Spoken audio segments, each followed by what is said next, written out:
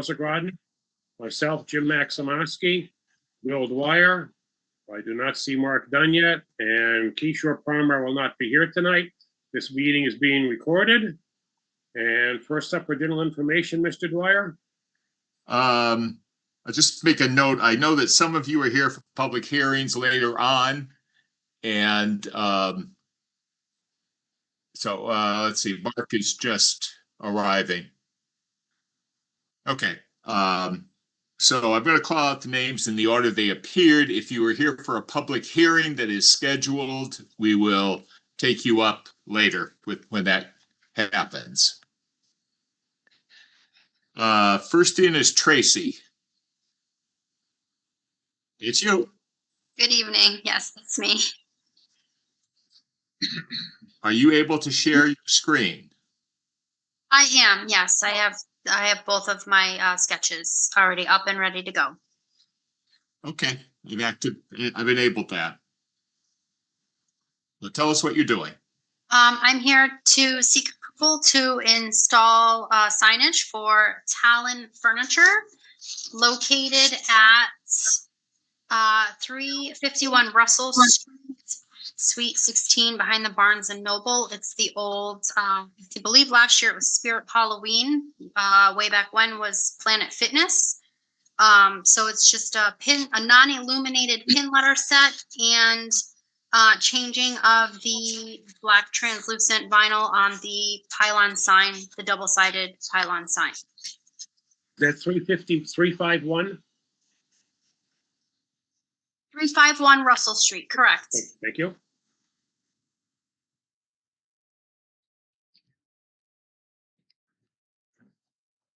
Would you like me to share my screen with the? Yes, go ahead, please.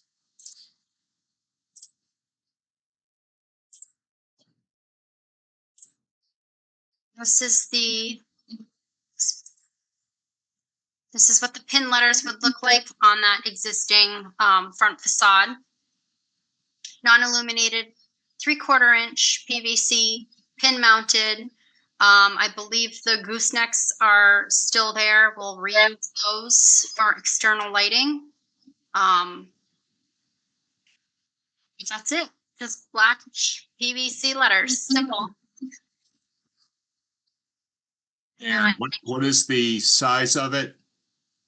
They are overall, it is 41 1/4 by 142 1/4. So I believe that brings me to 41.3 square feet.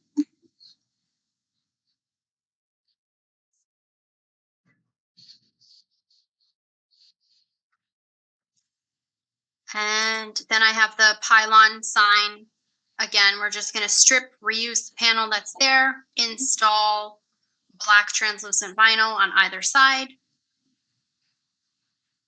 You mentioned pin letters. Is that a font, or are you talking about, are these on standoffs or? They're on it's on standoffs. They go on studs. They screw into the back of the letter, and then you drill into the front of the facade and you insert them to the stucco that's there. Gotcha. The new sign will be Talon Furniture and Mattress. Correct. Do you have a picture of the existing sign by any chance, or what it looks like, or how big it is? There's nothing there. Oh, there's no sign there today. Correct. Spirit Halloween is gone. There was no tenant in this location. Well, depending how fussy we want to get, your sign is 1.3 square feet too large. I don't know how the rest of the board feels about being a porker on the 40 square feet. Okay, we can come down together, squeeze them together. Okay, well, if you could do that, that would be great. Absolutely. I will make sure it's within the 40. Okay.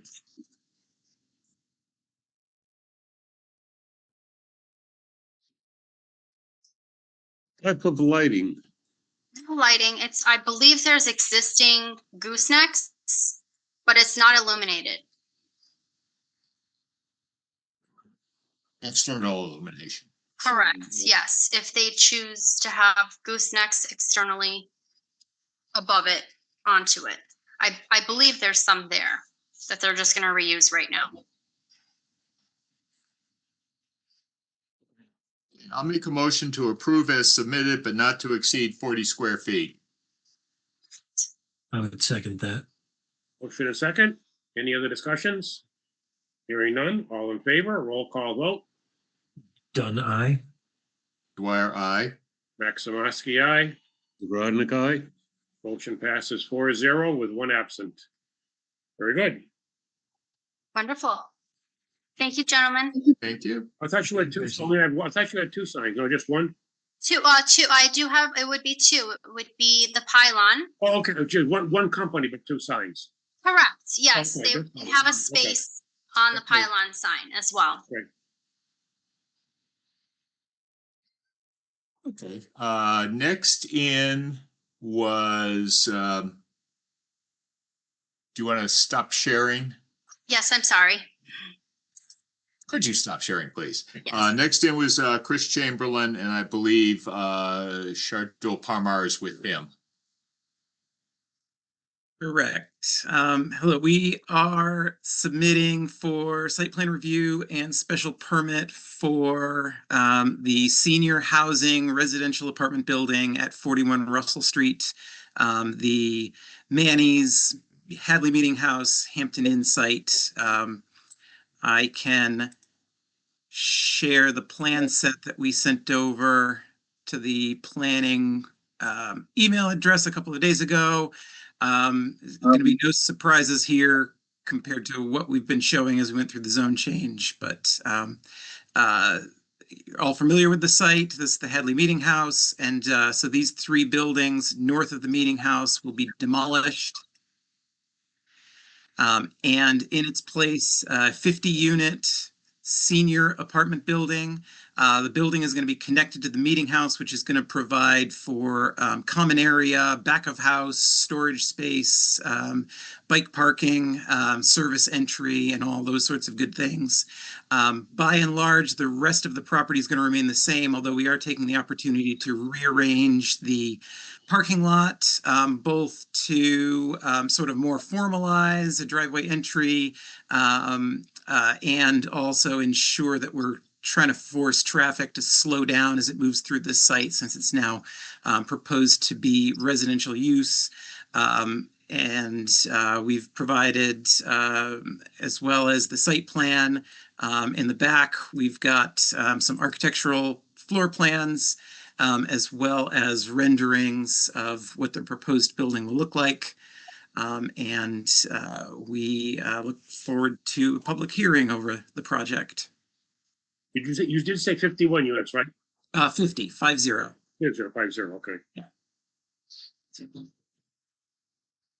And with our application package, we've submitted traffic summary, stormwater letter, as well as an exhaustive letter going through every zoning requirement that we could find that was applicable to the project to try to demonstrate our compliance. Who will you be using as a reviewing engineer? So we would, I haven't looked at the list recently. Bucky Sparkle would be great. We've worked with him a few times, but otherwise we need to check the current acceptable reviewers list and go through it. I don't think we've made a decision on that just yet. He Okay. is on the list. He is on the list. Is that in the floodplain? It is. So we are also just about to submit a notice of intent for the impacts on the flood zone. We spent a lot of time over the last couple of weeks getting the grading right so that we can make sure that we're balanced. The building is going to have an elevated first floor and a crawl space underneath that's going to allow, with flood vents, to allow the floodwaters to enter. Well, we have November 18th open. Is that too early for you? Would you rather make it later? Realize we want something from the reviewing engineer for the hearing. Sure. I don't know I don't know how busy they will be. Right. Yeah, and so we haven't contracted yet. Actually wasn't clear that we should be working on that already before we submitted, but yeah, I guess the risk is that if it's not ready, we'd just be opening and continuing. What's the next date, Jim? December 16th would be the next available day. Yeah, that's a whole month later. Yeah, I guess we'd prefer the opportunity to go in November. I guess we could check in as it comes time to advertise the public hearing. Or do we need to set that officially right now? Well, no, I mean, we could tentatively put November 18th. Well, you would have to let us know by essentially October 21st, our next meeting, if that's a good time or not. I think I'd rather do that than to make a decision on the spot right now. Okay, okay.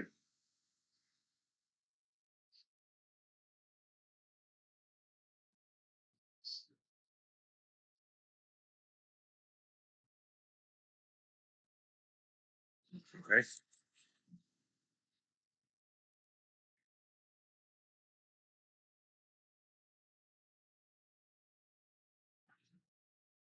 Kayla is not here tonight. So I don't know how your timing is going to go with the Conservation Commission either. Right. I think we will anticipate probably being on the November meeting for them. We're not on for next week, but I would expect we'll have it in plenty of time to be on the following meeting.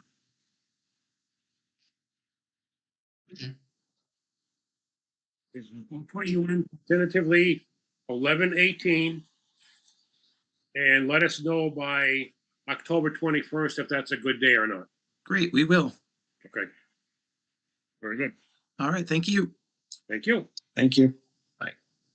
But next in was Mr. Iser, who I think you had something, an A&R for us too. That is correct. That's what I'm dealing with. Mr. Quinlan's here to represent himself because I'm technically on vacation. So I heard. So let me see if I can pull up what you sent.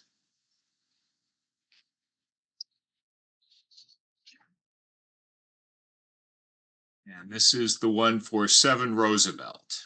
That is correct. Okay.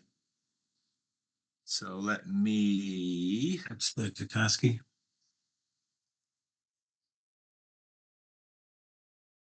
let's-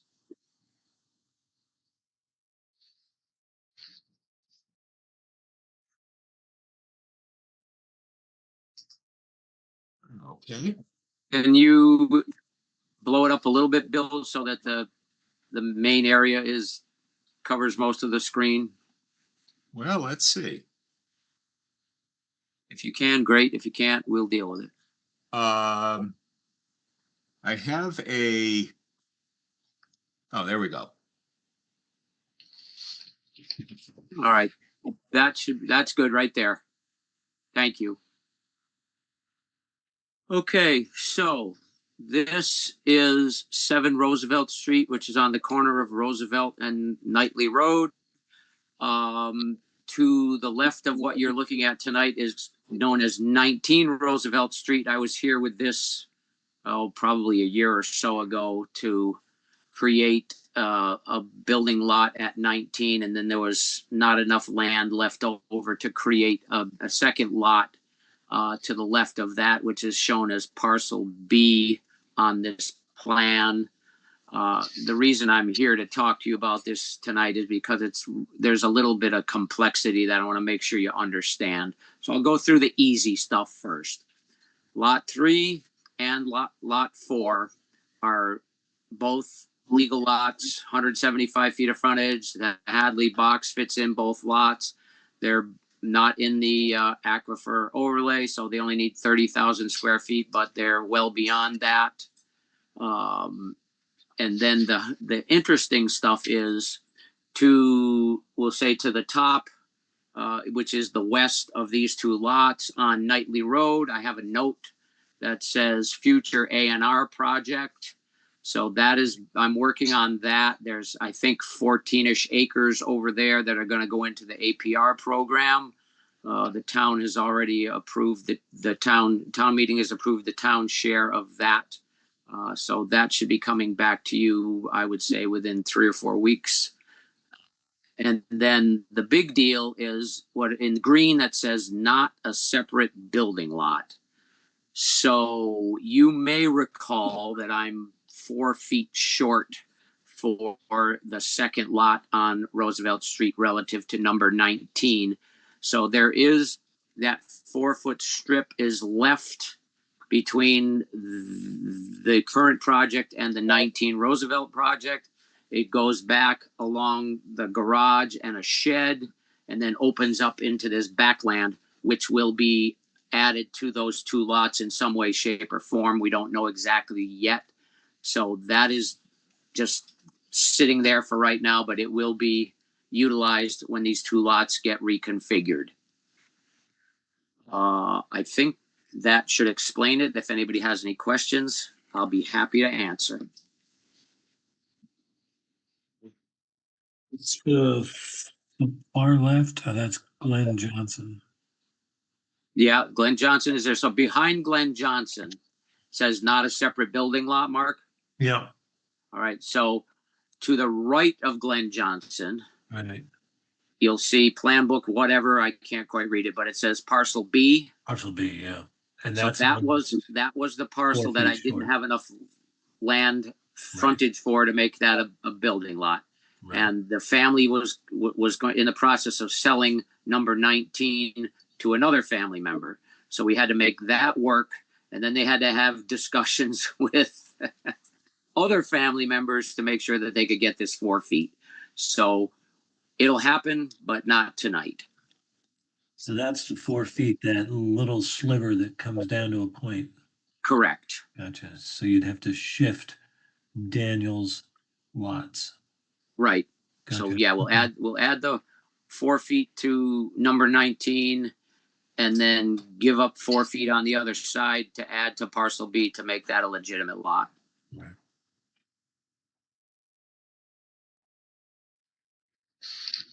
Is that coming this calendar year? I hope so. I just got notification from Kestrel. I think it's Kestrel's buying it, and then the state's gonna get it from them at some point. But I got notification to go ahead and finish it, so I'm assuming it's gonna happen sooner than later. Thank you, sir.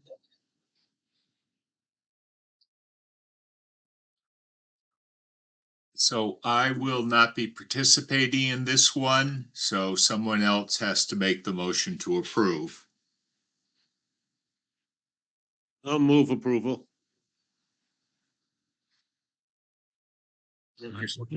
I would second it, yeah. Okay, motion is made and second.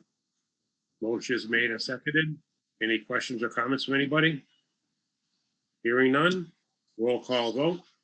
Dunn, aye. Dwyer abstain. Maximowski, aye.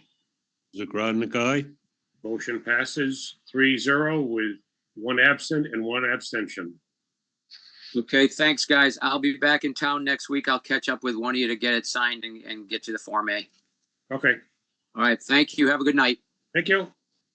Bye-bye. Okay. Yeah, let me check my list here. I believe, but I am not sure that everybody else here is involved with one of the 2 solar fields or with the very small subdivision. Is there anyone here who has a general question or a general issue for planning board apart from those 3 public hearings?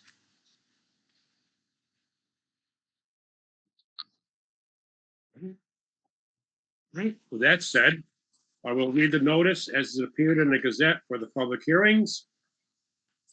The Hadley Planning Board will conduct Zoom public hearings on Tuesday, October 7th, 2025, beginning at 6:45 p.m. Purpose of the first hearing is to review the application of Plainville Farms for special permits, large-scale solar array, site plan approval, and business use in aquifer to construct a dual-use agricultural solar array, 498 kW AC at 133A Mount Warner Road. Second hearing is to review the application of Parsons Farm for special permits, large-scale solar array, and site plan approval to construct a dual-use agricultural solar array at 240 kilowatts AC at 143 Mill Valley Road. Third hearing is to review the application of Thomas Quinlan to create a very small subdivision of 2 lots at 145 Bay Road. Plans are available by emailing planning@hadleyma.gov or visit town clerk's office. Details for dial-up connection for the Zoom hearing meeting will be available on a planning board agenda when posted, published twice in the Gazette, September 11 and 18. And first up is Plainville Farm. Hi, everyone. My name is Jackie. I work at Beals and Thomas. I am joined by my colleague Matt as well as Justin from Solar Collective. I believe the landowner is on as well. So this project we presented at an informal hearing a few weeks ago. So I don't think there's anything substantially new to go over, but I'll give a general project review. Matt has an overview exhibit here up, and then we also have the full site plan that we submitted if there's any specific sheets that you'd like to cover. So this is a dual-use agricultural solar project. It's going to be located in the open field in the interior of the property. It's currently in active agricultural use. The project has been designed under the provisions of the Solar Massachusetts Renewable Target, the SMART program. So it's minimally intrusive to the agricultural activities, and upon completion of construction, it will continue to be used for agriculture. There's no battery energy storage system proposed for this. It's going to encompass approximately 3.5 acres of the 9.5 acre site. We are hoping, because it's located in the interior here, it won't be visible from public ways. I believe has been some discussion about putting a fence in around the project so that it won't be visible from the neighboring properties. There is an existing easement that cuts across the property.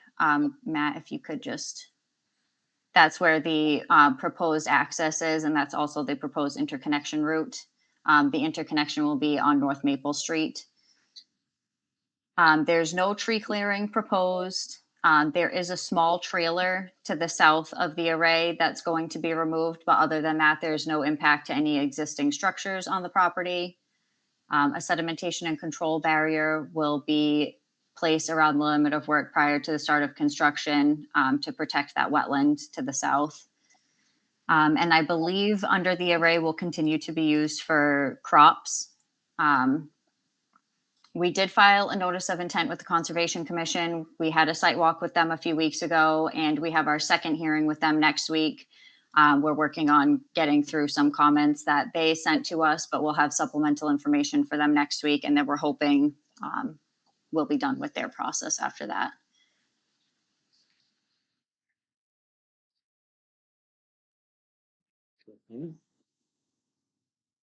Questions, comments from the board or any place else? Jim, Joseph Grodnick here, not participating. I am in a butter. What was the total wattage again? Or amp? What as in the butter, I got a notice. So Okay, this is if you want me to participate, I can listen. No, you can't. No. You can't No, participate. You can speak as an abutter. yes. Okay. The total, I think, 498 kW, Thank you. 498,000 watts.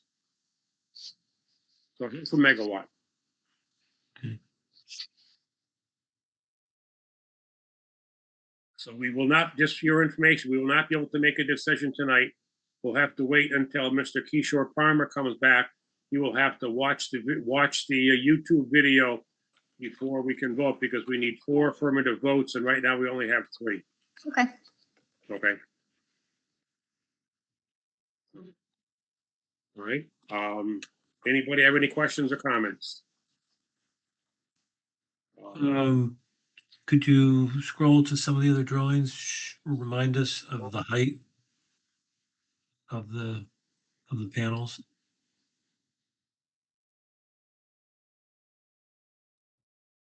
And how they're anchored. Justin, Justin. provide some information on the panels. Yeah, hi, Justin with Solar Collective.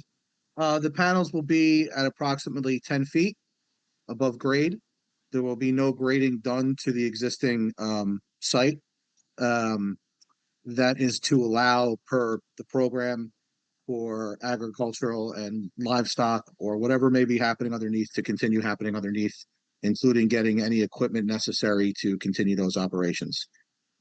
These in particular, the geotech is favorable soils, and so will either be with a W beam or a C channel. They will be driven and reach capacity on being driven piles. No concrete or footings or anything like that will be in place. And these are all, let's say, these panels are all set to follow the sun. In other words, they're not fixed. These are single axis trackers. That is correct. Right.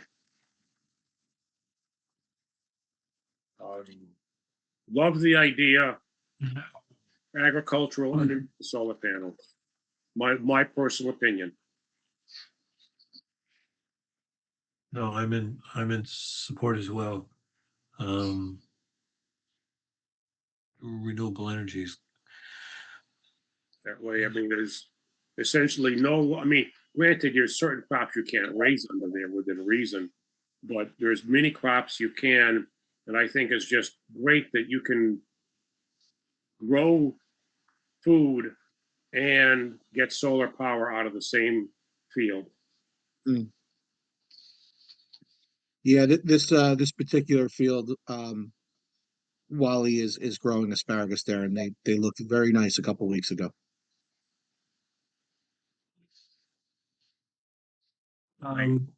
Question from Mr. Chairman.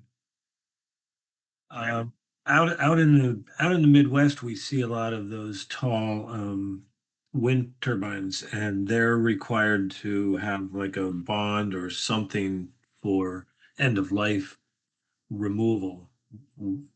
It's in the bylaw and it's part of the motion. Oh, it is. Okay.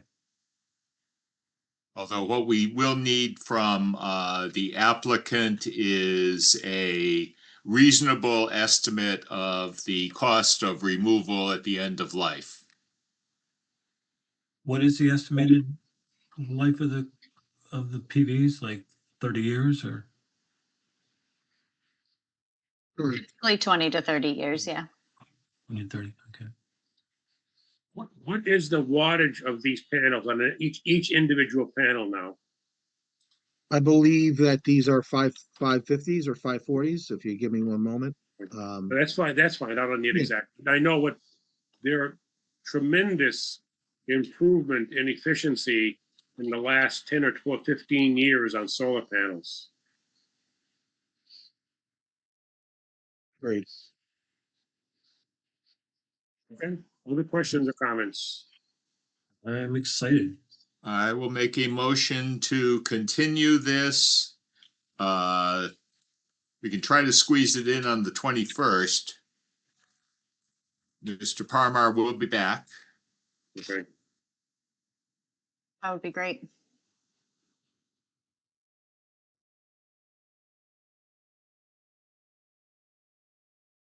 We do have 2 other public hearings, but our third public hearing for the zoning articles has been canceled, so we're got a bit of breathing space there. The other 2 public hearings on the 21st are all the similar solar articles, ground mounted agricultural, so you'll be in company with others.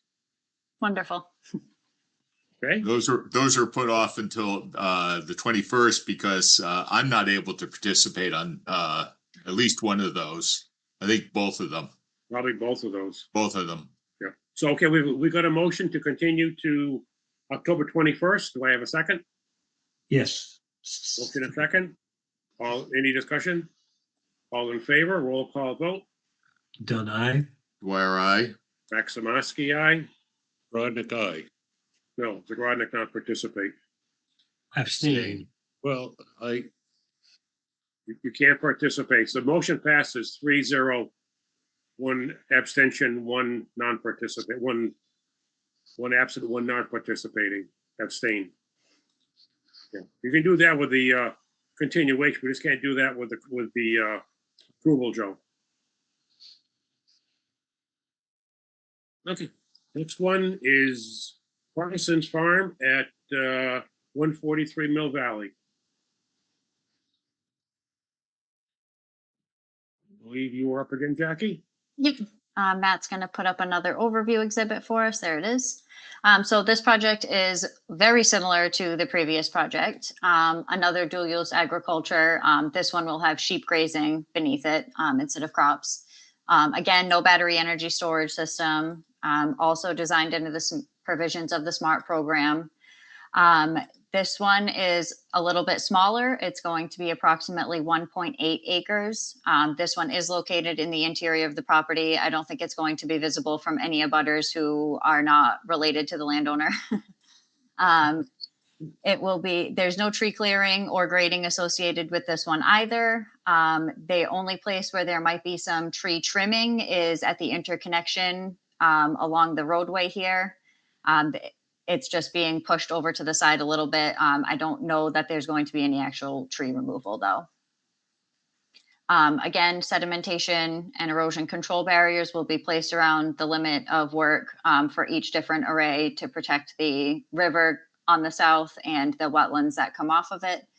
Again, we have submitted a notice of intent to the Conservation Commission for this project as well. This was also continued to next week. They've been out to this site and we're working on getting them some supplemental information as well. Questions or comments from anybody? All right. This again is very similar. Is this, you said, is it like another 10 feet and similar soils or no? Yes, correct. So soils are favorable. This is a little bit more clay. So our piles might be embedded a little bit further, but it will be again favorable for C channel or W beams. And so as Jackie said, this is grazing. So there is a possibility with the calculations that Smart 3.0 gave us that we may be able to get to 8 feet as opposed to 10 feet. That's it. Otherwise, it's 550 panels again, and our attachments are the same. Obviously, there will be less of them considering that we have a smaller array. And Jackie, I'm sorry, did you say this one also has no grading, or there will be some grading underneath? There will, No so, grading. yeah, no grading. grading. That property's had sheep grazing on it since 1950, so we can plan to continue that for the next X amount of years. Oh, excellent. Just as a quick question, that this applies to both solar arrays actually. Because these panels are raised so much above the ground, is there any drainage concerns? No, Rain runoff? no, because we're not changing the ground cover type. Usually when you get a drainage concern, if it was a forested area or something like that, you're clearing all the trees. Now you have like a concern where we're just maintaining the existing, grasses or whatever or crop bed that's underneath. The way the rain reacts now will continue to react that way in the future. Okay. I was aware of that. I just wanted to make sure that everybody else was aware of the same thing. Thank you. Okay. Anybody else have anything? Hearing nothing? Okay, I'll make a motion to approve the application based on the following findings and upon the following conditions. project satisfies the general purpose of the bylaw in harmony with the general purpose of the solar bylaw. And the business use in the aquifer. No, this isn't in the aquifer, is it? No, Okay. Not detrimental to the established or future character.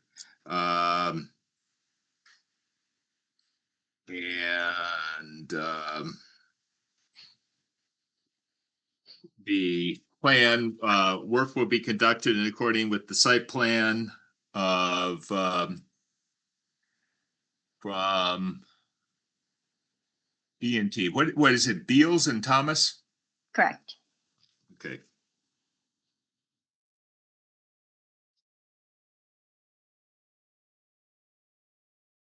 And the most revision, what was the revision date on this? 8/28. Yes.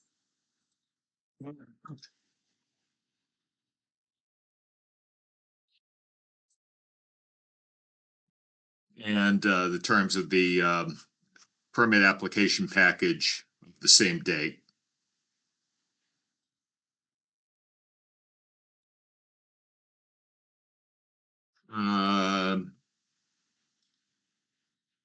Okay. Approval is for an agrovoltaic dual use ground mounted energy solar system. And what's the total size here? 1.8 acres for the array, And what's the size of the farm? 95 acres. 95. So 1.8 acres allow for conducting agricultural activities to occur under and around, no signs, no outdoor lighting, no storage trailers, shipping containers, no performance security under site plan approval, as the solar bylaw contains adequate provisions. Approval of other boards if and as required, including the Conservation Commission. And the terms of the solar special permit, large scale ground mounted solar.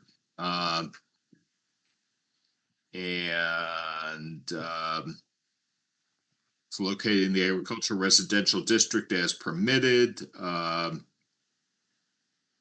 Be screened from public ways by distance. Performance security. So, what do you think it's going to cost to remove this? I will tell you that a prior one that was approved a couple of years ago has a removal bond of $33,000.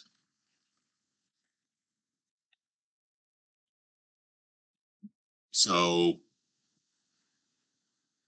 do you have any estimates of what the removal cost would be?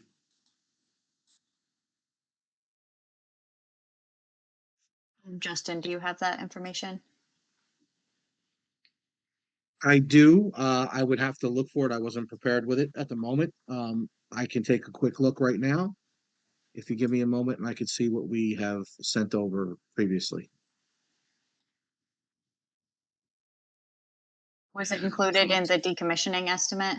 It was, I believe it was. And is So that- we did provide that with the application. Okay, so if you could just isolate that page from the application and we'll enter it in the decision. Mr. Dwyer, is there a peer review of that estimate to make sure it's adequate, or how does that work? We did not require a peer review Okay. of this one Okay. since it involved no changes to the topography, Mm-hmm. but it is going through Conservation Commission review. Okay.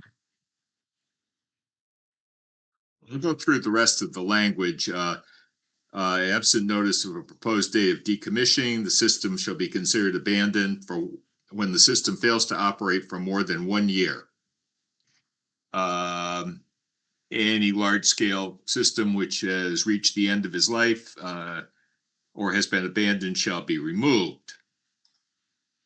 And it also satisfies the conditions of administrative review. There'll be no clearing. All land will be natural. Optimizes the maintenance of wildlife corridors. They can walk through there. The solar energy special permit, no site lighting. Reasonable efforts should be made to locate all utility connections from the solar energy system underground, no appurtenant structures.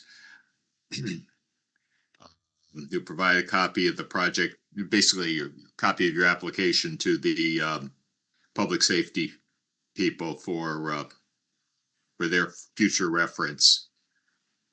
And that is the substance of it. So we just need that piece on the removal. What we do is we take your estimated cost of removal, multiply it by a factor of 1.5 to account for the Massachusetts prevailing wage, which we would have to pay if we had to go in to take it out. Is that something that we can excerpt and send over to you via email? Kind of like to incorporate it in the motion. Okay. Although if you wanted to just defer this as well to the next meeting, we could take it up then. It's in 2 weeks. Justin, what are your thoughts? Sorry, I was talking while I'm muted. Yeah, I'm looking for it and I don't see it at the moment and I don't want to drag on and delay whoever is next. So I think if it's going to be deferred to the next meeting in 2 weeks, that's fine at the moment. Okay, then I won't ask for a second. I'll just make a motion to continue to 10/21. And I would second that. You have a motion and a second. Any discussions?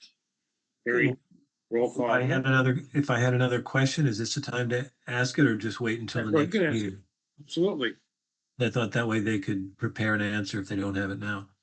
The electrical equipment pad, is that, is there a detail on that? And is that going to be enclosed by a fence or? So yes, when we go into our, right now, we have interconnection drawings. Yeah, And then obviously the civil drawings. There is a detail that will come for the electrical, which would be in the electrical and structural set that would be submitted to DOB. And typically, yes, they are enclosed in a fence.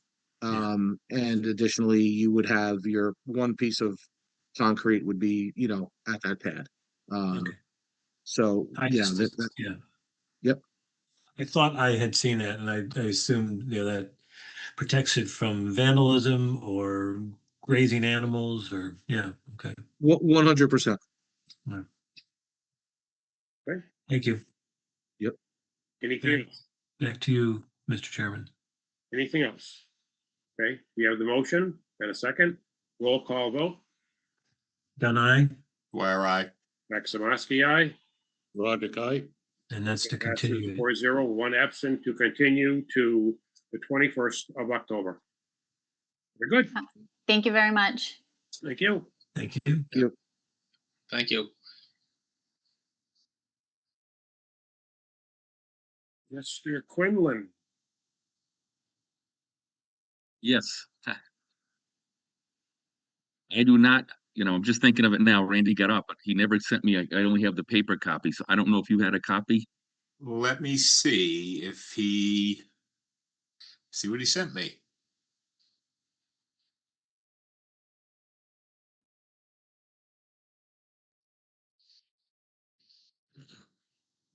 Uh, it appears that I do.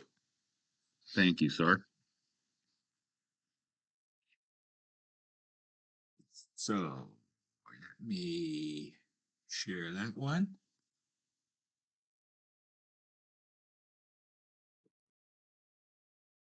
Maybe blow it up a little bit. Yeah, this again was something, Okay. right? So I'll go over and explain like the same plan as a few weeks ago. The little area to off of Bay Road to the west is just going to go with lot number 141 Bay Road, and the road Megan's Gwen's Way is coming as close as we could get it to Moody Bridge. It had to be moved a little bit off because of a utility pole. You'll see at the end of that there's at some point in there there's going to be an emergency vehicle turnaround, which is drawn in on lot 2. By moving it, there would just be one A&R lot 1, which would be house number 143 Bay Road. Then lot 2, which would be house number 1 Gwen's Way. And then on lot 3, which would be, connected in behind parcel B, which would be non-buildable, would be lot 2 Gwen's Way. I think that was about it. Parcel B, that's the one that's one Gwen's. Parcel B is non-buildable. Oh, okay. So which one did you say was one Gwen's Way? Would be lot number 2.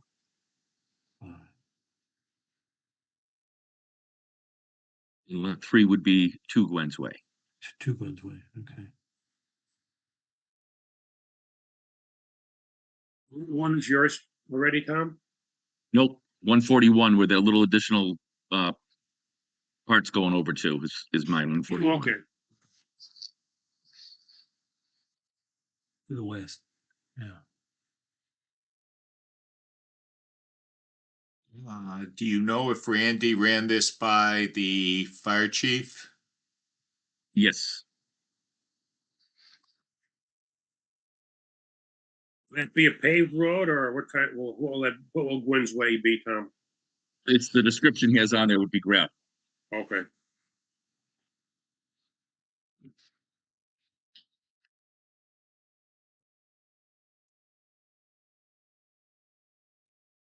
That's a private way, yeah.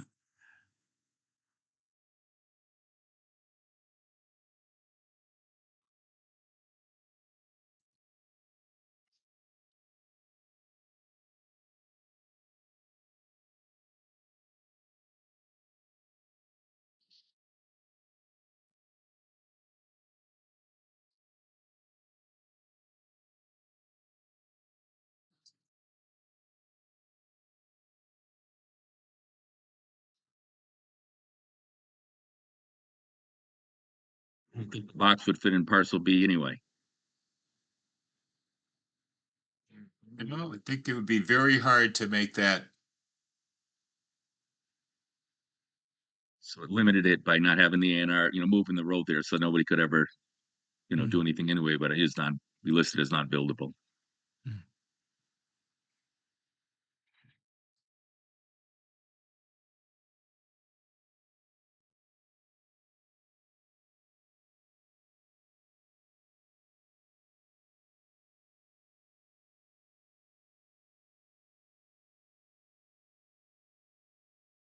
Wasn't worth getting them to move the utility pole so you could get parcel B as the lot? I didn't know if the board would, we didn't look into that. I didn't think the board wanted to do the 4 lots, not Well, being, it's not 4 lots, but you could, parcel B and parcel B and 3 could be your 2 lots, and lot 2 could just be a conservation lot, farmland. Right.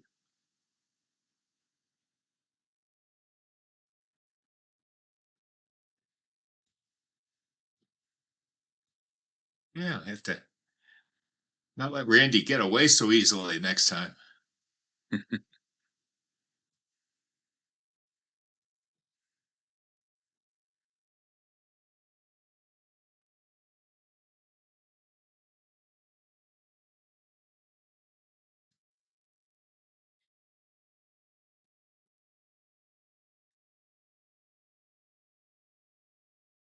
The only thing I have any concern about on this is that the emergency vehicle turnaround is not part of Gwen's Way.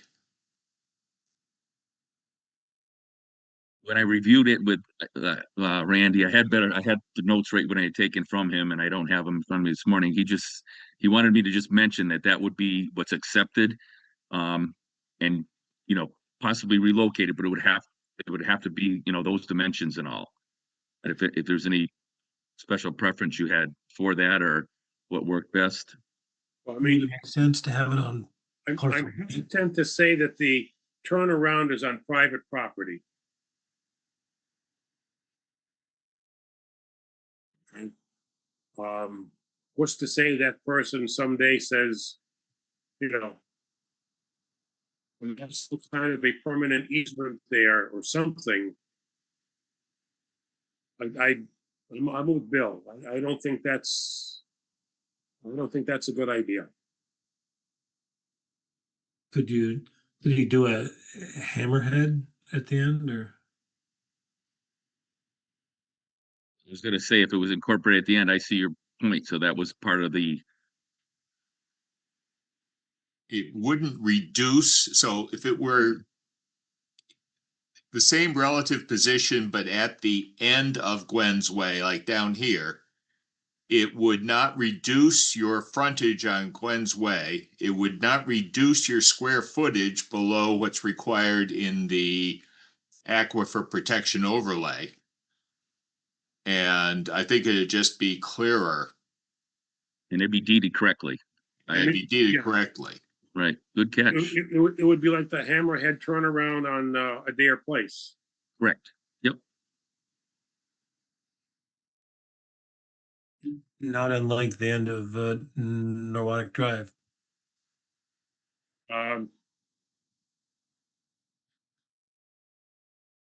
It's true too. Yeah, that's not. I don't know if that has a cul-de-sac there. Yeah. Of course, Adair Place has a cul-de-sac drawn. It's the legal road, Yeah. and you're right. Norwater Drive has a hammerhead without the cul-de-sac. You're right. Right. So it would be moved to the starting at the 150, and that does make sense. Yeah, move it to the very end. Yep. How did Randy miss that? Trying to get out the door to vacation, maybe. He was packing for vacation. Yeah. And something about an override. They've been busy. Yeah. So it shouldn't take him long to tweak that. So we're building up for a very busy October next meeting in October, but I think The 21st. 21st. I think it's easy enough to just ask that this continue this to the 21st, and I have the motion already, so it'll be With the revised drawing. with the revised drawing. We It should can go through. Yeah. All three of those hearings we're continuing shouldn't take more than, I would guess, 15 minutes to approve and go through. Right. for the three of them. Correct. Fairly administrative. Okay, I'll make the motion to continue it to 10:21. I would second that. Motion second. Any other questions on anything? Comments? Hearing none. Roll call vote. Dunn, aye. Dwyer, aye. Maximovsky, aye. Rodnick, aye. Motion passes 4-0, one absent to continue to 10:21. Okay, Tom, see you then. Thank you, Mr. Thank you. Quinlan. Have a good night. Let's see.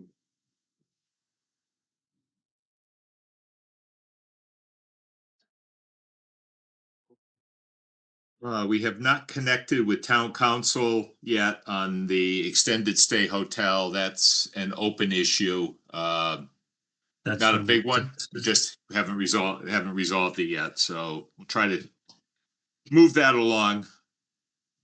You just like, as Bill said earlier in the meeting, Bill and I talked and we decided not to put any articles on the fall town meeting for several reasons. One, we anticipate it to be possibly a busy meeting in a more than one way. And we just didn't want to confuse anything by putting something like that in there and get caught in any kind of issue that may be arising. And plus, we don't have anything really, really pressing to put on the warrant.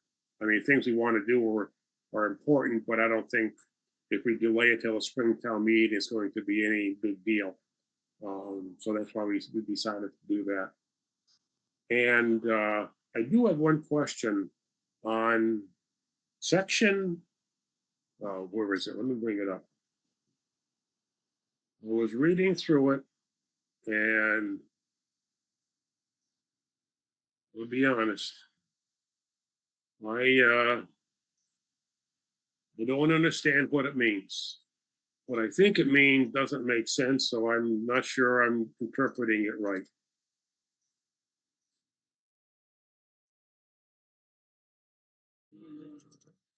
There we go.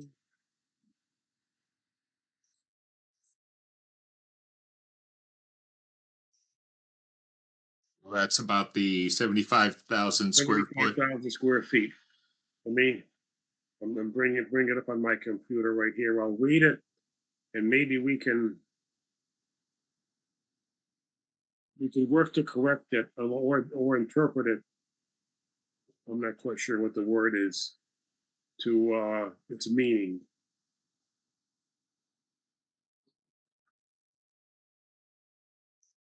All right, let's see.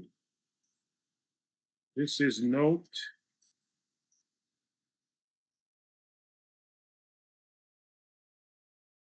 Note 3 in section 3. In business and industrial districts, any otherwise permitted use involving new construction or change in the outside appearance or a change of use of a building or buildings or premises of more than 75,000 cumulative square feet total gross floor area after such construction or exterior alteration or change in use on the same parcel of land or on land which has been in common or affiliated ownership within the 3 years prior to application filing date will also require a special permit under the farmland preservation bylaw with perks of development rights, etc. So does that mean that if the building has been in common ownership for 3 years and one date, they don't need to comply with this? Yeah, let me see if I can bring it up too. Where did I? Is this? Here's what I think happened. I think when we reformatted the zoning bylaw, this might have been something that just slipped through the cracks. Google I Chrome. thought so too, Bill. I went back to the public hearing we had on this, and that is exactly the word for the public hearing. And we adopted this amendment. So it's really confusing to me why we would do this. Yep, that was by petition, wasn't it? Not this one. I'd align the 60,000 square foot. Let me see, note 6. In all zoning districts, a group of adjacent stores, shops, and similar retail commercial establishments with a combined total footprint of all buildings in the group exceeding 60,000 square feet is prohibited. That was the one by petition. Which one is that? Is that, Which, where are you finding that? that was on that was on note 5, the 60,000 square, note 6. Okay, I see. Notes, no, note 5.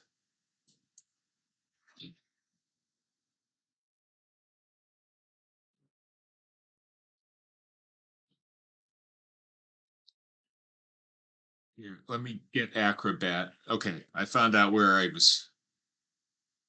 I can get it up on the screen now.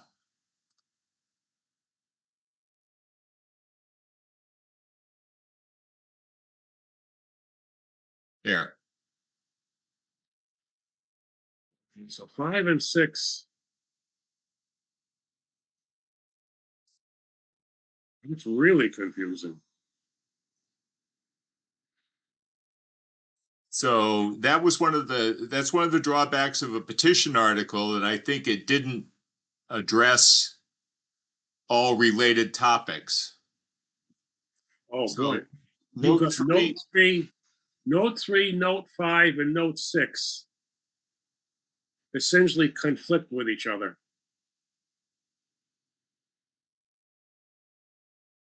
How long have we had these in here? 10 years?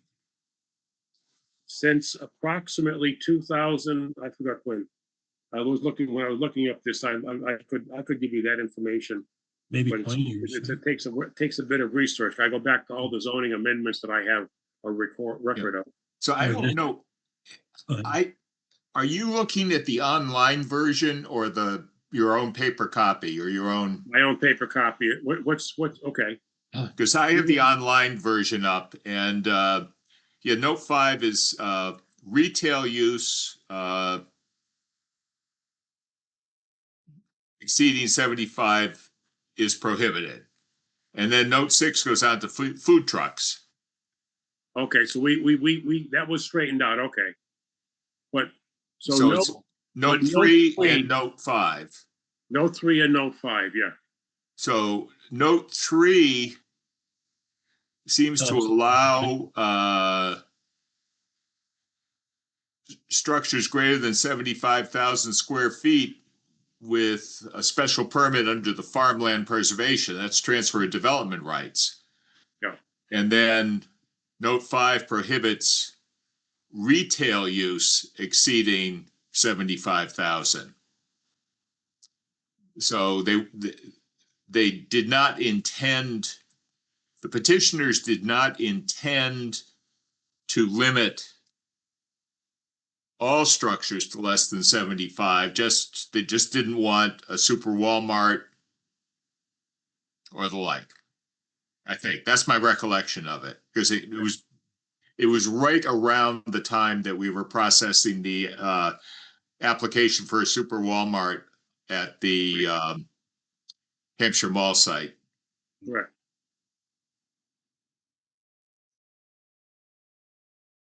The reuse or reconstruction of existing structure.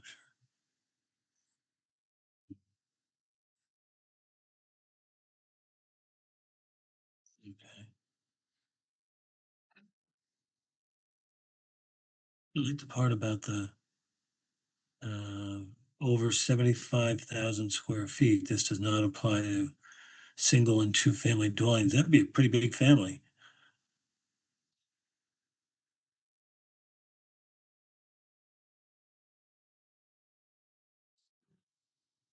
Yeah. It would be. There's another section of chapter 48 that says we can't regulate the size of single family dwellings. Yeah. So if someone felt the need to build a mansion, Jeff Bezos set his sights on Hadley. 75,000 is not his max. Okay. I'll set my camera back on.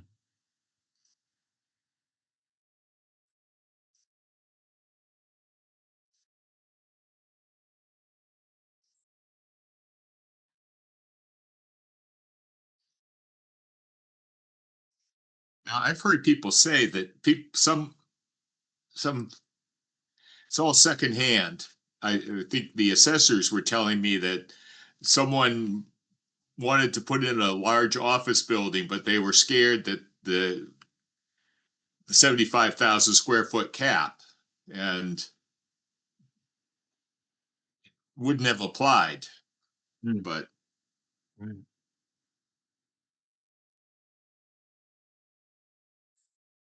And we're thinking possibly in the Springtown meeting of eliminating that cap.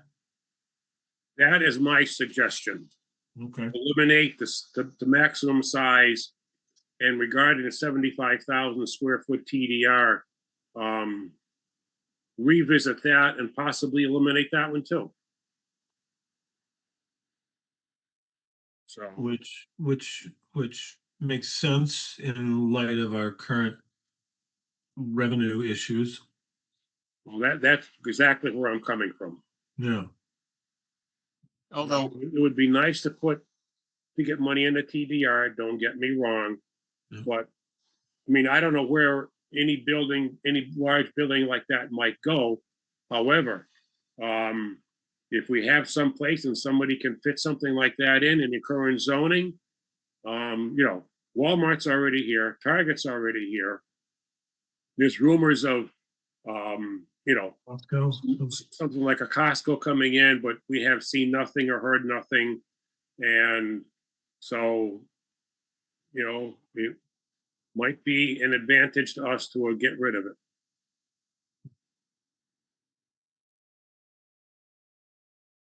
What do you think, Doc? And we have plenty of time to talk about that. We don't need a decision tonight. Okay. But it's definitely something to think about, those two. The elder wise man is conspicuously quiet. I think most people would assume that there is something in the works. And that's one of the concerns we'll have to face when it's going to be before a town meeting. Yeah. Is there a Costco coming in? Is this coming in? So that could make or break it. Yeah. But if we don't try, we put it forward and it gets turned down, we've tried. Yeah. And with the current, If you said that over 75,000 required SPR, would that or a yes special permit, yeah, we could do that. that gives us the control that if we don't like what's coming in, we can say no. we have that to some extent with the transfer of development rights too. I was just looking at that. See if I can bring that up.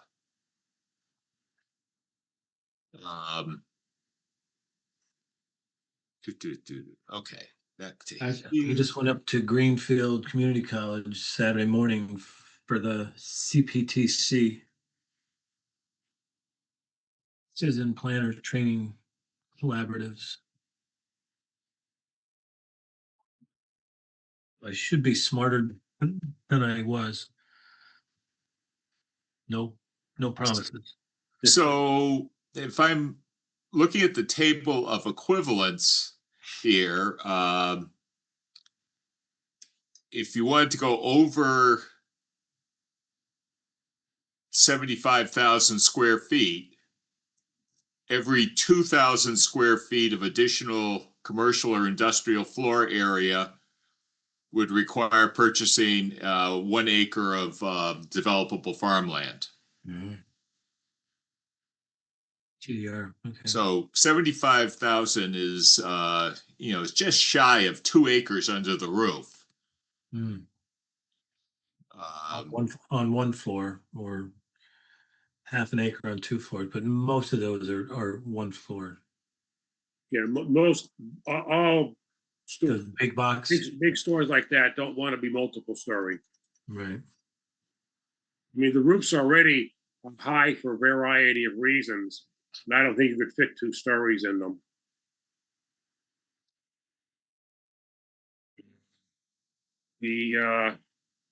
Well, I mean, Home Depot is alone is probably, I think it's 130,000 square feet.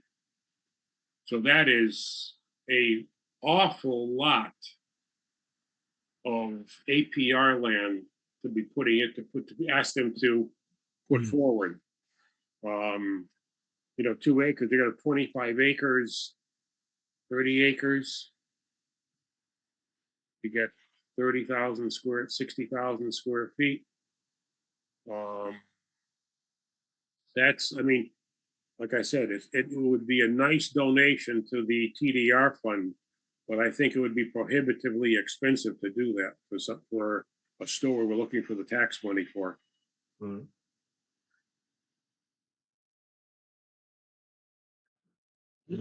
Something to think about for the Springtown meeting, how we would like to approach these. Well, we're on clarification. I have had 3 comments about the loam that's being transported where the dental building is going in on the corner on Route 9 there. And my answer is that if it's in conjunction with a building permit, the loan is permitted to leave the town. But it cannot be mined if on a sole parcel of land, if there is no building to be constructed. Am I correct in assuming that? That is correct. Okay. And the other thing too is just to bring it to our attention, the FEMA meeting, October 22nd. Yeah, I believe that's still on. Yeah. Okay. that's a Wednesday after Thursday. our next meeting. Well, Wednesday, yeah, you're right, Wednesday, yeah. It must be a lot of bureaucrats there because it's 9:30 to 10:30. So. But I will not be able to make that meeting. you will not? You will not. Okay, because I was going to say, it's probably a repeat of what was given in Amherst at the library that is being torn down now or rehabbed in Amherst. Remember that one, Jim, that FEMA meeting? Yes. Oh, yeah. Well, I would hope that they may have looked at the maps again, but I don't know. Well, the big question is that there's always a movement afoot to expand the FEMA regulations such that it'll encumber more town so that they can acquire more money. So Who's acquiring more money? The insurance companies? the insurance company and You want to put more homeowners on the hook to buy flood insurance. correct. Yeah. So to be seen. You wonder if the 3 sanctions that they hold over our head are still in place too.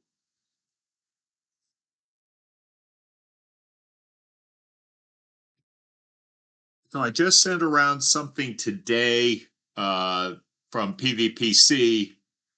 I've actually sent around 2 things from PVPC. One was sort of an explanation of what they're doing. And the second one that came in this morning had something about a potential second meeting.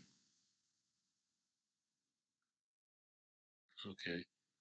But no date on it yet. This is relative to FEMA. FEMA flood maps. Yeah, yeah. Question to Mark Dunn. I've heard someone mention the fact that they want a sewer study done. Who is proposing to do a sewer study in front of the CPA? I don't remember. I think it's the DPW because they have a grant from the state that requires matching funds. Yeah, didn't we hear that they pulled that CPA application and they're gonna do it out of one of their other funds? They're gonna find the matching funds. Well, this is going to be a little bit of a concern because as we create more and more housing, now all of a sudden we see 50 units are coming on and the bad property is what, 45 to 50 units. We've heard there's plenty sewer capacity and plenty water capacity by the attorney representing Barry Roberts in one particular case. And now all of a sudden, I hear that we're 80% capacity in sewer. And if we put in the bad property and the 40 units that were proposed this evening, we're going to be bumping up the capacity. So we have to be aware that we do have the capacity not only for sewer disposal, but for water. And they say, oh, we have enough water, but yet we have a water ban. So we've got to get our figures up. It might be interesting to find out. A lot of what we are talking about is contingent on being able to connect to the Amherst Regional Sewer Plant. Right. And if that was all a pipe dream from the beginning, be nice to know that. But I think that's what they're trying to fund, and I think they're funding it themselves. And I believe I saw an email where they withdrew their application to the CPA, so that will not be on an article. I think they're going to fund it. I don't remember if it was from their enterprise fund or whatever, but they're gonna fund the matching part so that they can get that state grant and do the design work up front. Because I'm for it. If that, if that was designed as a regional, sewage treatment, then we should take advantage of it, especially if we're approaching 80%. It became politically, it not officially became politically expedient to say that because there was a huge development going in, and I think it was by Paparazzo, if I remember the name, and Amherst did not have adequate sewer. And so after years of study, well, actually a couple of years of study, they decided to put their sewer plant or the expansion of the sewer plant in Hadley. So the South Amherst has pumping stations to pump the water all the way north to Hadley. But so that's something we'll just have to be aware of too, such that we don't end up in that dilemma. And the fact is that the water supply, the University of Massachusetts, correct me, Jim or Bill, 1980, when there was a water shut off or water shortage, and in the area, they had to send the students home for a week. So. And they connected to the Hadley water supply. Correct. And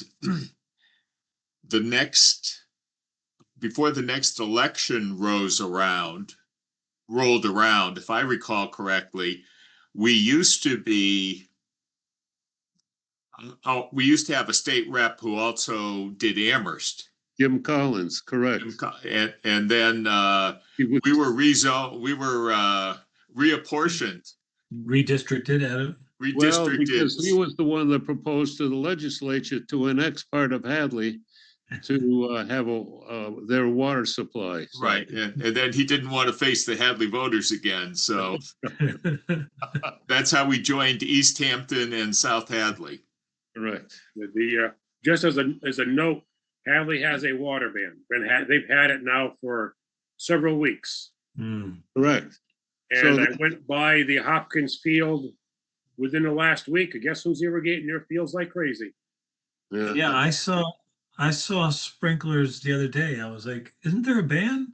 Yeah. Interesting. No further comments about that one, but just a fact. Getting back to the sewer study, if you will, I think, Jim, that would also have an impact on the future course of the DPW new DPW construction.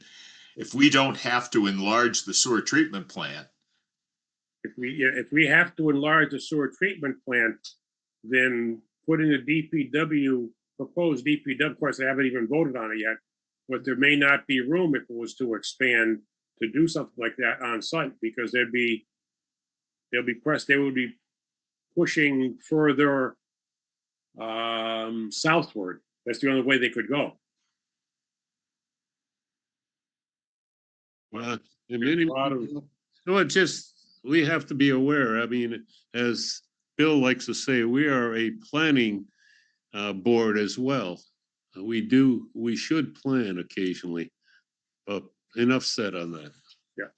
Okay, I have nothing else. I believe Mr. Dunn has a, Oh, wait a minute. Yes, I do have an invoice to pay. Okay, keep going. Go ahead, Mr. Mark. What did I have on the agenda? Sorry. I think the fee for Oh, yes. CPTC. Yes, I paid I have to find the cost. I think I submitted You it. did send it to me. Let me see if I can find it. Yeah. Uh, I want to say it was $50, but that was not including airfare and rental car.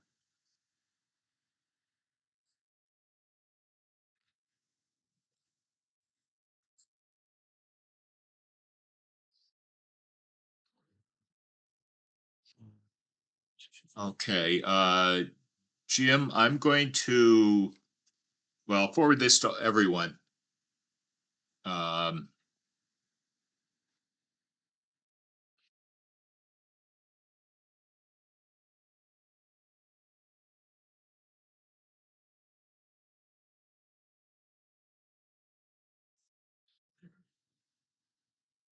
And then I will just pop it up on my screen so we can see it is $50 even. Yep. Um, That was to the Citizen Planners Training Collaborative.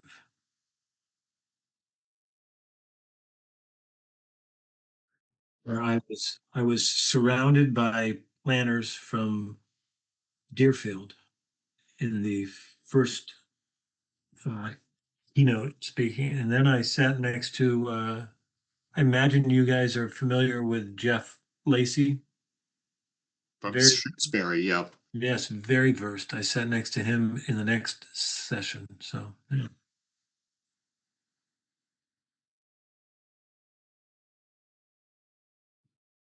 Should ask them for a discount, as each of the intended speakers backed out and they had pinch hitters, so.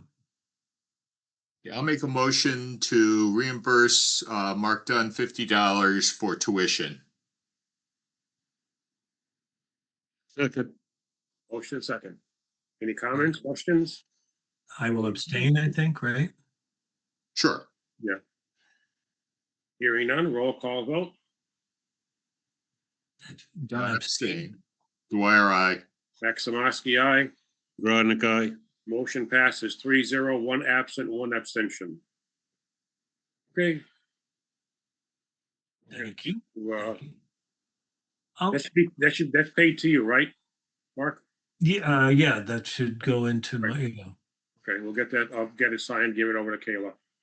all right. We do have an invoice for the Gazette for the Joe Psychowski solar fields on it'll be at our next meeting, 10/21. And the Gazette amount is $559.16. I would move to pay that. I'll second. Motion second. Any comments or questions? Hearing none, roll call vote. Done, aye. Dwyer, aye. Maximowski, aye. Grodnick, aye. Motion passes 4-0, one absent. Very good. I'll get that off to the appropriate people. All right, now I have nothing else. Mr. Chairman, Yes. would you be open to adding onto the agenda of a future meeting, something that came up in one of my sessions on Saturday, and that was they recommended that we not have our applicants pay the peer review directly, but that they pay a nominal fee to us and we pay the peer review. So the peer review is working for us instead of a conflict of interest where the peer review is technically working for the applicant. Where did that come from? Where did that come from? It came up in general discussion when we were talking about site plan review. Several different towns were talking about what they do, and I said, well, we do this. And they're like, oh, that's not recommended or something. So I don't know. Do they know our process? Right. Okay, our process is we only use approved reviewing. They can't go to anybody. Right. They have to go to only reviewing engineers that are approved by the town. Right. Reviewing engineers are indeed looking out for our town. They are paid. Actually, yeah, I did mention it. I did mention that we had pre-approved a list and then they pay them directly. And it was not the instructor, but one of the other towns guy just added his comment that he didn't think I will give you some history on this of why Okay. we do this. Okay. We used to do it exactly the way you said. Yeah. And it was a huge delay in getting everybody paid. We would collect a fee up front. Yeah. And we would pay from that fee and then reimburse the reviewing engineer. It got to be an absolute nightmare for the accountant and the treasurer to keep track of all of these fees that were paid. Because if we hold off giving approval, it's just a huge delay on everybody's part, and it makes a lot more work for the town the town accountant and the town treasurer. And it was, Mr. Dwyer and Mr. Zagradnik can attest to this, it was not working. Okay. Yeah, and if you think that a engineer is going to compromise that that shield that he's given for a few $100s, I think we have the wrong 4 people on our list. So I don't think of it as being a potential negative conflict. Okay. I just want to bring it up. I mean, I'm a licensed design professional myself, and so I know that when I stamp something or I sign something, it's an affidavit, and I'm saying that I've done it according to all codes and laws and all that. There you go. I'm, Okay. I'm sure our attorney in situ reviewed that, or there's probably some caveat when we put them on the list that thou shalt not sell us down the river. Well, I think we do try to I think we have made it clear to everyone. I think it's in the document itself that you, the applicant, are hiring someone to represent our interests. Yeah. It basically, they're not hiring them so much as they're paying them directly. Right. The idea for paying it directly was some of these people are busier than others. Yeah. And paying directly lets the applicant decide whether they want first class treatment or economy class treatment. And are we CC'd on their, here's what your review is going to cost, and yes, I've been paid, and No, we are not. We specifically don't get involved in that because we let them negotiate, especially for example, I'll use Mr. Roberts. He is a rather busy developer. He probably hires multiple consultants and he negotiates. And somebody like you or me that might hire a consultant might pay a higher fee. So we really don't want to get involved in that because it's, honestly, not our business. I'll give you a little, once upon a time, and it goes back a while, we had a reviewing engineer review I believe it was the Big Y, where the Big Y gas station is now, when they wanted to put it in. And we had a reviewing engineer review the drainage. And a butter disagreed with the drainage review from both the original designer and our consultant. And we told him, you are free to hire your own engineer and dispute the findings of these two professionals. They did. Their engineer agreed with the two people. And so it kind of showed that what is going on is good stuff, if you would. Okay, Okay. above board, yeah. You know, nobody's pulling any wool over our eyes. And to be honest, of all the things that we've ever reviewed, I use drainage. I don't know that we've ever had an after issue with this is what's going to happen, this is how it's going to be built, so on and so forth, and this is what is expected. And I would say I can't think of a time where we haven't gotten the desired result or the engineered result. Maybe is a better way to put it. Yeah, Okay. because Jim does make it clear, we're looking for a clean letter. Will the drainage work, for example? Yeah. You know, don't give us all the facts and figures. Will it work? And so, Yeah, that's why we asked them not to put us in the middle. that's correct.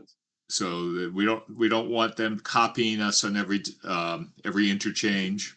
And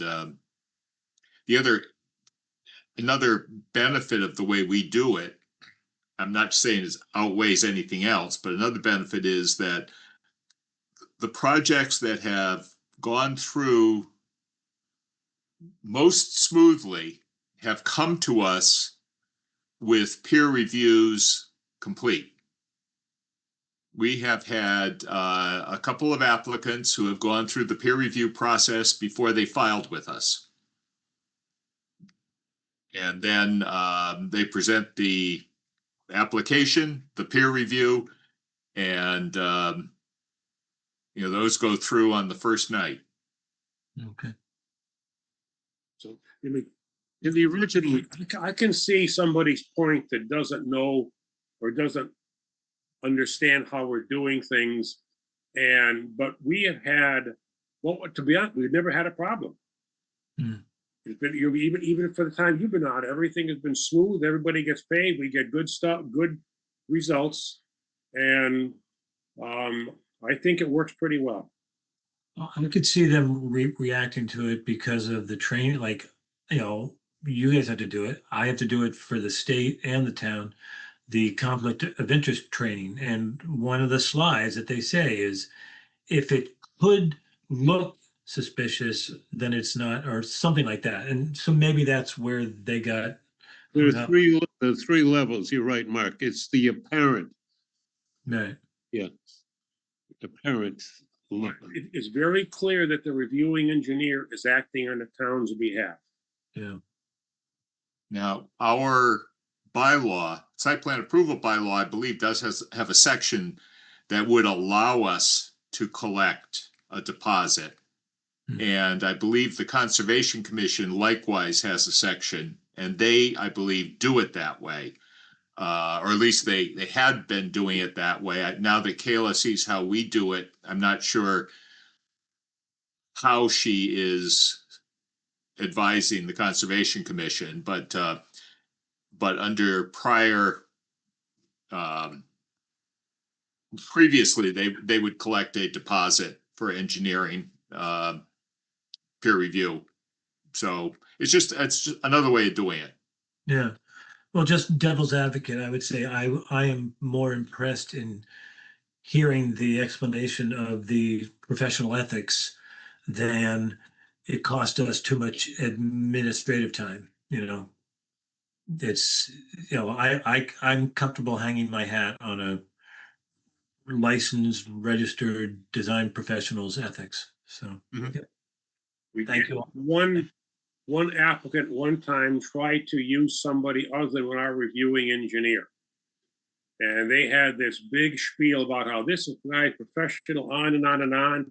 And a bottom line that was given to him, nobody's questioning his professional ethics, but he's not on our list. We're not accepting your review. End of discussion. Hmm. So you either comply or you get Yeah. turned down for your application. Right. Son of a gun. They complied. Yeah. I Okay, had nothing else. very good. Thank you for the, I do have one thing regarding the pending litigation. I don't think it requires that we go into executive session because this has no impact on our position.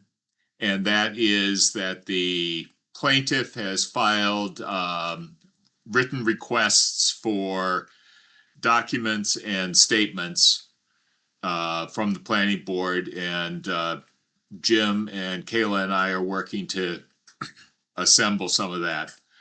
It's really boilerplate stuff, like each and every communication between the planning board and the applicant. Okay, so you really want you want 300 emails, 300 pages of emails? It's Yeah. yours. It's a public record. Yeah. now, do we have to print that or can we email the stuff to them? I don't know. We'll run that by town council. Okay, because they're gonna have to pay for printing costs and everything, right? Once it's in litigation, it's not a public records request. Okay, So, So so it's not no, they would FOIA. not have to pay, but I think that, what we're gonna end up doing, I think, is just shipping it off electronically, because we have it all electronically, okay, to, town council and let them take it from there. okay.